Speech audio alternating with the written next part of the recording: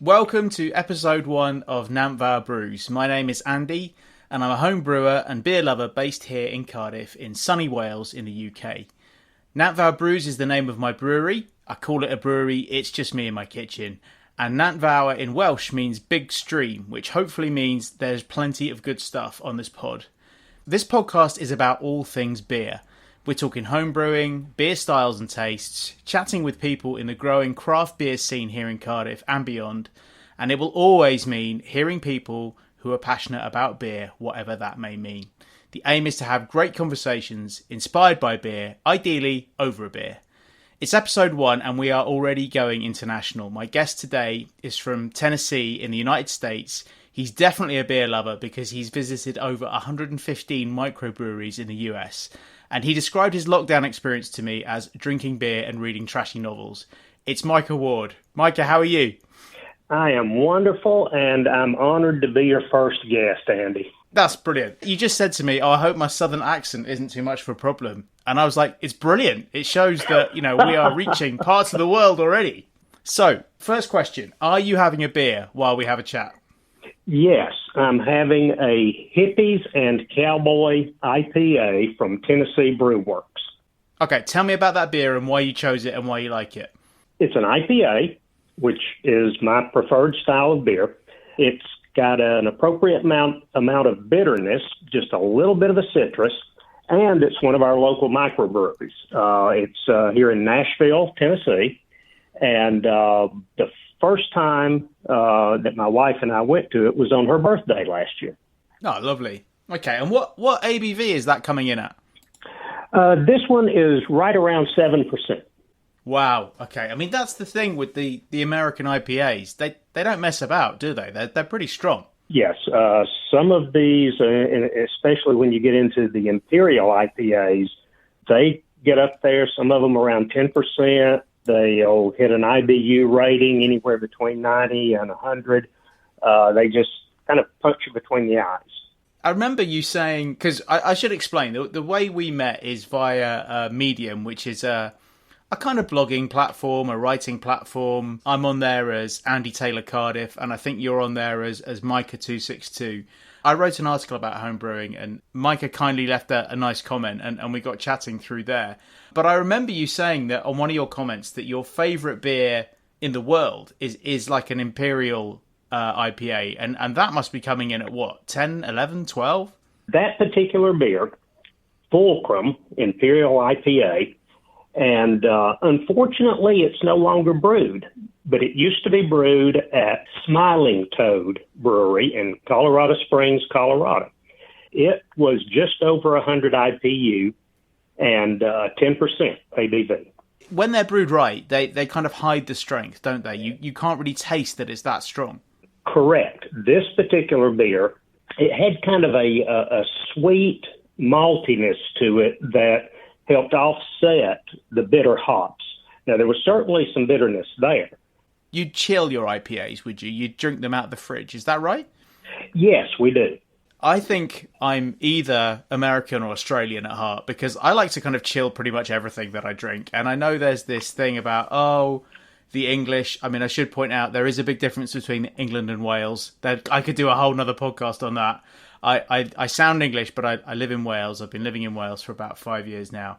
But the English or British, we're known for drinking warm beer. This is this thing that everyone around the world, you drink warm beer. And it's not strictly accurate. We drink our beer at what's called cellar temperature. And in the UK, because in the original pubs, the cask beer was coming out of the cellar, which was down in the basement. That's, not quite refrigeration temperature, but it's not far off. So I think the warm beer thing is inaccurate. But having said that, I do like to drink beers colder than a lot of people I know. But I think that can help with the strength as well, can't it? It can help you enjoy the flavors without getting put off by the strength. Yes. I think here in America, and especially here in the South, we get hit with temperatures where we're over 90 degrees Fahrenheit. We have a heavy humidity that goes along with that. The cold beers are refreshing. You need that. At the end of the day, you need a cold beer. And sometimes in the middle of the day. Ah, yeah. Well, this is. I was going to ask you about that because this is your preferred way of drinking now. Now, I have to be careful how I say this. You're slightly older, more senior, and you. I guess I don't know how you drank in your youth, but I think I'm right in saying that the way you like to drink, especially at a microbrewery now, is you turn up early and you leave early. Is that right? That's right. I'm 66 years old. I'm lucky to be retired. I just prefer going earlier in the afternoon and get my drinking done and get home. Once I get home and get settled, as one of my friends says, I'll have an adult beverage. I'll get the scotch out. I love that. That's brilliant. I should tell you what I'm drinking. So I'm drinking one of my own creations. When I started homebrewing, I started doing that thing that I think a lot of homebrewers do where you go, oh, I can make these amazing labels and I'll give them incredible names. And you quickly get very bored of that because it's a lot of work. So now, from having these amazing names that were like puns and clever little things, I now just put a single letter on my brews because I've got this, I used to bottle, I've now just started kegging, and I've got like a chalk pen. And so I can just easily, instead of writing lots of bottle labels, I can just put a letter. So this beer that I'm drinking is called KL. And someone said, does that stand for Kuala Lumpur? And I was like, no, it's not that exotic. It stands for keg lager because it's the first lager that I brewed in my new keg setup. So just before I attempted to contact you on Skype, which was a fingers crossed moment, I went out to the garage and poured myself from my keg a kind of just under a pint of my keg lager, which is probably coming in at about 4.5%. It's very nice. It's got a little bit of hoppiness to it, probably more than your kind of standard commercial lager. But I actually brewed it because I'm meeting up with my friends in a few months, my old university friends, and all they drink is, bog standard, what my other friend would call cooking lager. 4%, 5%, mass-produced lager. I guess you'd compare it to a Budweiser or a Coors or something like that, or a Miller. Okay. That's what they drink. And so how do I open them up to my homebrew? Because, my homebrew is more like the kind of beers you're drinking in the microbrewery. So I've tried to brew a lager that's kind of a halfway house, and this is what I've come up with. So that's what I'm drinking at the moment. That sounds interesting. You said you're putting more hops in this one. Are you taking it more in the direction of, say, a Pilsner? Yeah, it's based on a recipe for a Peroni. So Peroni, obviously an Italian lager, Yes. And there's a Peroni Red that is got quite a kind of malty backbone. It's not meant to be that hoppy, but obviously it does have, hops within it. This is one of the things I love about brewing. Well, it's so unpredictable. I've either hopped wrongly or differently or at a different time or something else, and this is just a bit more hop forward. I absolutely love it. I haven't, because it is a bit of a halfway house between a more craft ale and a more commercial lager, but I don't know what my friends will make of it. But most of my brews are just kind of wonderful mistakes. Hey, sometimes that leads to outstanding beers. Exactly. But then the problem is you've got to try and replicate it again, which is not always easy. Look, I'm loving this chat already, and I think I already know that me and you could talk beers for hours, but I really want to get onto this thing that I think is quite remarkable, that you've visited. Is it 115 microbreweries you've visited now? Well, we're up to 120. 120. Congratulations. That's another milestone. So just talk me through how that came to happen. My wife and I are originally from Georgia, southeast U.S. We retired in 2011. Spring of 2012, we moved to Colorado Springs, Colorado. Colorado is a real hotbed of microbrewing in the United States. So the very first microbrewery that we visited was Trinity Brewing, right there in Colorado Springs. And we loved it. We loved the beer. We loved the atmosphere. And the more people we talked to, the more microbreweries we heard about. Oh, have you tried this one? Have you tried that one? So we started visiting every microbrewery we could find in the Colorado Springs area, and there were dozens. We then, after a few years, moved to Florida. We tried to find all the microbreweries we could. Now we're in Tennessee, and it's the same thing. We go out, we look for the local microbreweries, and then when we travel, we try to find the local breweries when we travel. As I said, we have 120 that we've been to so far, and that's spread out over 15 states, including one in Alaska. So wow. we do get around. It sounds brilliant. It sounds like the life I want to lead when I'm retired. It's just visiting microbreweries wherever I go. I mean, have you been surprised how much the scene's taken off, that there are that many microbreweries? In some ways, yes, I'm surprised because I believe I read this would have been around 2013 or 14. There were a little over 2,000 microbreweries in the entire United States. Well, now we're approaching somewhere around 7,000, I believe, if we haven't already gone over that figure. So, yes, it has really taken off.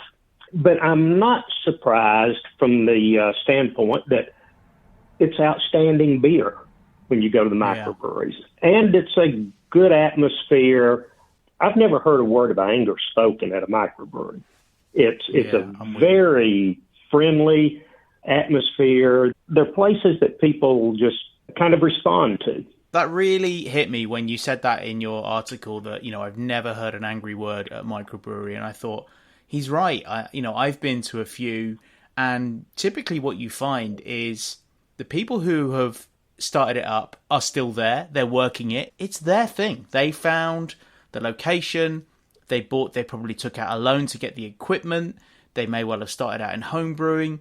And that passion and that positivity, just it can't help but be recreated in the environment they create.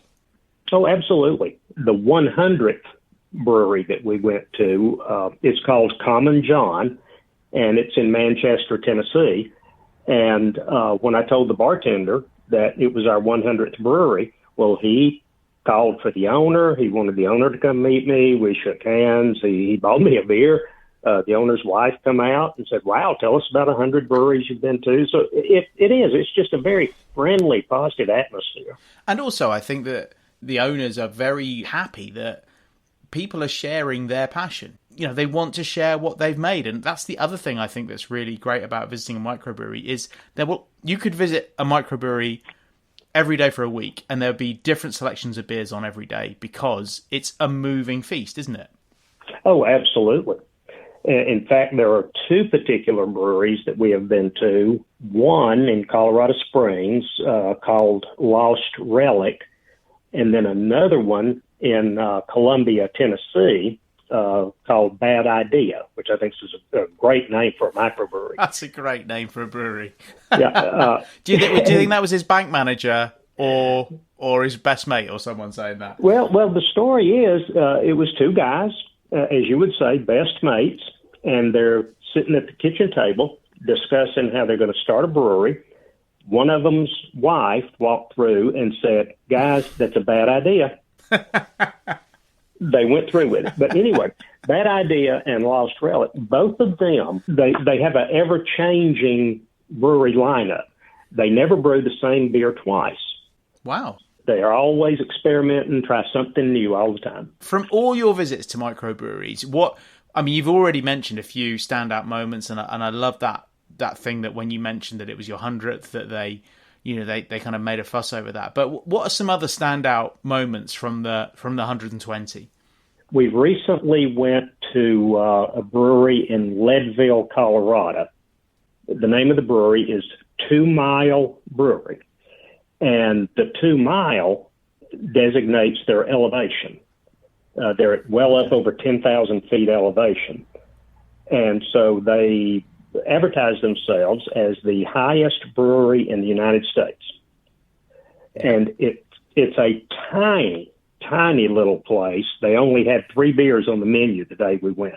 There's another thing that I've seen here with microbreweries, and I'd be interested to know if you have the same phenomenon over there. But almost every brewery seems to have a running club attached to it. No. Okay, interesting. Is that burning off the calories? Is that what that is? Yes, you go for a run, 3, 4, 5 miles. Come back. You start at the brewery. You end at the brewery. Yeah, Yeah, that's you brilliant. have a couple of beers after the run. There you go. There is balance in life presented out on a plate to you. You go for your run, you enjoy the natural environment, you increase your physical fitness, and you earn your beer. And I mean, Exactly. I've always said this. A beer tastes much better when you've earned it. I tell you that really came across to me when I lived in Australia for a while, and they had an ad campaign running for a beer called Victoria Bitter, which is it's a lager made in Melbourne, and Melbourne is in the state called Victoria. So Victoria Bitter, one of the oldest beers in Australia, and their advert was Victoria Bitter for a hard-earned thirst, and I just thought that's a brilliant line. Whoever wrote that line, they've really hit the nail on the head, because when you have been working hard or done some exercise or feel like you've really put an effort into something and you feel like I deserve this, the beer tastes better. Oh, yes, I agree 100%. Right, I wanted to go right back to the beginning. Can you remember the first beer you ever had? Oh, my. It would have been the summer when I was 15 years old, working with a bunch of other teenage boys on a maintenance crew at the local recreation department.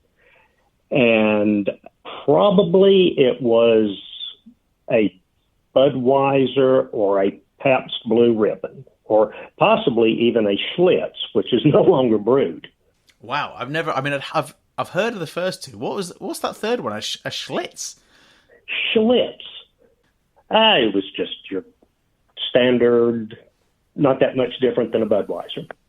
We all have those similar stories where, probably underage, and we're not condoning Yes. it, but that happens. It's funny, isn't it? Because those first beers that you have are probably going to be mass produced type of stuff, dime a Right. dozen stuff. But obviously, Exactly. Yes. is beer something that you've drunk throughout your whole life, or is there a point where it became something more to you? Was there a point where you started to really appreciate it that you can remember? I think the point where I guess my aha moment, I was in the Air Force, stationed in California. I had a Czech Pilsner Urquell, and that was the first time I got a real hoppy taste in a beer. Yep. And even that's mild compared to the IPAs now. But at that time, it was the real first hoppy, and that was my aha moment. I thought, wow, this is so much better than the other beers I've been drinking. And that led me down the road toward stouts, Guinness and Murphy's stouts, Bass Ale. I can't remember the first IPA that I ever had, but once I got into the IPA style, it really took off. I think the first beer I had that was in that direction in taste was an Anchor Liberty Ale. And that's a great beer. That was the first one that moved me in that direction. And that was a couple of years before I retired. So that would have been around 2009, 2010, prior to retiring and moving to Colorado. And then the first brewery we went to there, I tried their IPA and really liked it. And what kind of the tradition, my wife and I, when we go to a new brewery, we get a sampler flight of various styles, but I always tend to like the IPA the best. And the great thing about it is that, the IPA category can contain so many different beers that taste so different and give you a different experience, but are still technically classed an IPA. So you've got, just saying I like IPA is not going to limit you at all, is it? No, it's not. And even within the IPA category, I'm not a real fan of the hazy New England style. No, neither am I. I prefer what we call a West Coast style. Oh, and talking of regional styles, where you are in the South, is there a particular style that's emerging there? I do see some of the breweries here in the South using more fruit flavors and fruit additives Okay. going into sours. I recently had a mango IPA at a brewery in Georgia. And, I think the experimentation here in the South is probably going in that direction. The States overall, it seems that craft brewing is just going from strength to strength. I mean, is that still accurate, or do you see it just growing and growing? There was a time, I guess, right before we left Colorado Springs, which was 6 years ago, when I was asking some of the brewery owners, how many more breweries can Colorado Springs support? And because we would see new ones opening all the time. Well, over the past 6 years, I still have family. We have family in Colorado Springs, so we go back there 2 or 3 times a year. And they just keep growing. A few have gone out of business, but they've been replaced by others. In Florida, where we lived, we left Colorado and we lived in Florida for 4 years. The area we lived there had no microbreweries when we moved there. Now they have 1, 2, 3, 4, 5. It's still a growth industry. Cardiff, where I live in Wales, it's a much smaller scene, but it's growing. And there's I went out the other day to get a present for a friend of ours, and I knew there was a kind of area where a few pop-up shops have appeared in storage containers, that type of vibe. I saw that one of the new people that had set up in this little area was a microbrewery. They weren't open at the time, but I could see their sign, so I went and looked them up online. I think this is something that all microbreweries should do, is you need to put an about section or our story section on your website, because I think their stories are so fascinating. That point at which someone who might be home brewing, or like with the Bad Idea Brewery, has a few beers over the kitchen table and says, well, what if we did it? That moment, and then the story from the moment when they decide all the way through to then being successful. I think those stories are so fascinating. So that's just an aside. I think all microbreweries should put that up on their website. But I read their story and I can't wait to go and visit now. I would agree with you that over here, you said before, I wonder what it's like over here. Certainly in Cardiff, and I know from speaking to my mates in England as well, just like you said in America, yes, there's a lot, but it just continues to grow, and I think that's really good. Your point about the stories behind the breweries. If we have time, if I could give you another quick story about a brewery there in Colorado. The owner, Todd Baldwin, Todd was a artillery officer in the United States Army. And in the Army, the artillery guys, their nickname is Red Leg. They're known as Red Legs. There's a long story behind that. He got out of the Army, and he was working in some civilian industry. I don't know what. He went home one night and told his wife, "I'm miserable. I want to open a brewery." And she said, "Okay." He opened Red Leg Brewery in Colorado Springs on July 4th, 2012. It is now probably the second largest brewery in Colorado Springs. His beers are being distributed regionally throughout the Rocky Mountain area. And he's just moved into a huge new complex, brewing great beer. He's got food on the premises, and an unbelievable view of the Rocky Mountains from his upstairs deck. That's Todd's story. He just, hey, I don't like what I'm doing. I want to brew beer. Good on him. And I it's funny, throughout this interview, you've been mentioning all these breweries, and I've just been thinking, yeah, want to go there. Yep, want to go there. Yep, want to go there. So I'm going to have to do some kind of road trip around the States. Look, I think your passion for microbreweries is so strong. So you're the perfect person to advise people that might be listening.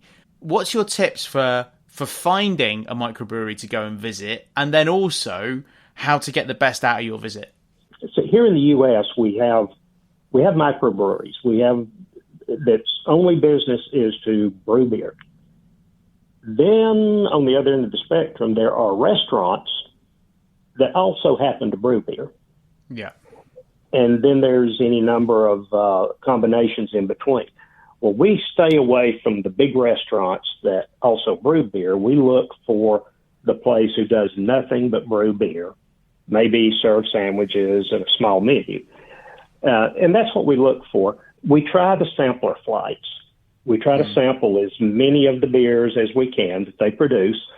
And even though I know that I'm always going to lean in the direction of the IPAs, I still want to sample the stouts.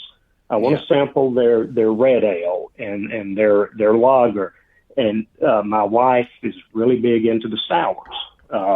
Brilliant. And if we have time to tell you about the blueberry sour that she went crazy over, have we got time? Yeah, go for it. Yeah. SJ Brewery in Northeast Florida brewed a one-time blueberry sour. It was called a blueberry cobbler sour. I don't know if England, but cobbler is a dessert here in the United States. And when they served it, they lined the rims of the glasses with sugar and cinnamon. Ah, lovely. So you get this blueberry sour over the sugar and the cinnamon. Well, my wife loved it. I think she had 3 that night. And she wanted to buy a growler of the beer. But because of the various laws in Florida, they couldn't sell growlers of a one-time beer. Right. They only brewed it for this one time. Well, she offered them $100 for a growler of that beer. So, yes, she loves her sours. And so this all goes back to just recommendation. You go in a microbrewery, try everything they have. What are the kind of standard measures that microbreweries would give you in the States? Well, typically we have the sampler flight will be, more times than not, it will be 4 samples. Each one will be either 4 or 5 ounces. Okay.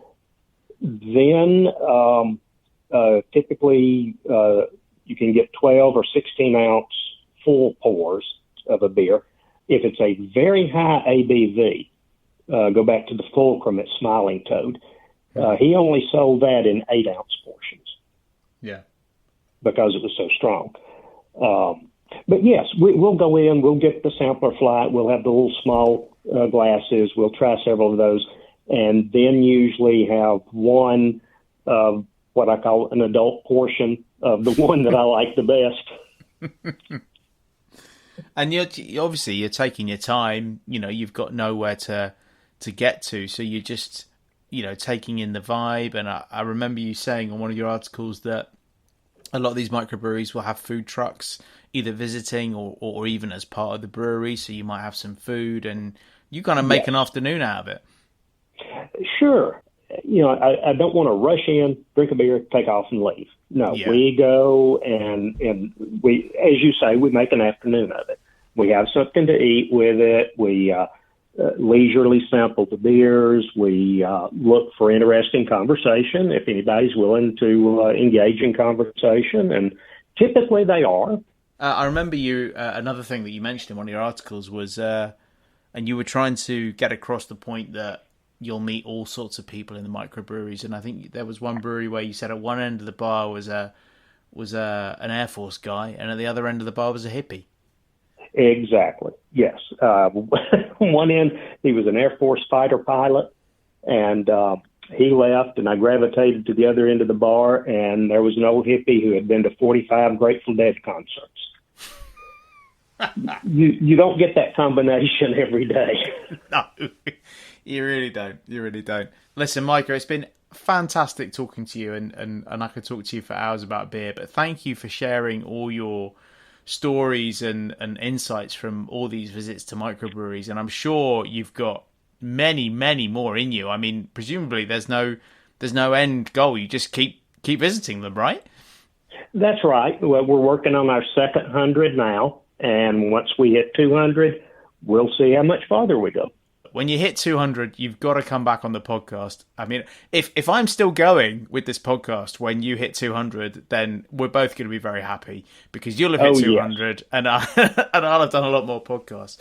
But thank you so much. I would love to. And hey, thank you so much for letting me be your first guest. It's an honor, and I have really enjoyed it. Oh, Micah, the pleasure is all mine. So I would definitely want to, come and have a beer with you. I think I'm going to say that to every guest on this podcast, actually. I want to come and have a beer with you. I want to visit some of these microbreweries. I definitely want to visit Bad Idea. In fact, I'm going to be Googling them as soon as I get off this interview. And the Red Leg one sounds incredible with the views out over the mountains. That is one on my wish list. If I am ever in Tennessee, I will be calling you up and demanding that you have a beer with me. I hope that's okay. Oh, please do. Please do. And if you ever decide to go to Colorado Springs, let me know about that too, because that will be a good excuse to go out and visit the grandson and have a beer with you at the same time. Fantastic. All right, Micah, have a wonderful day, and thanks for being the first guest on the Nant Fawr Brews podcast. Oh, thank you.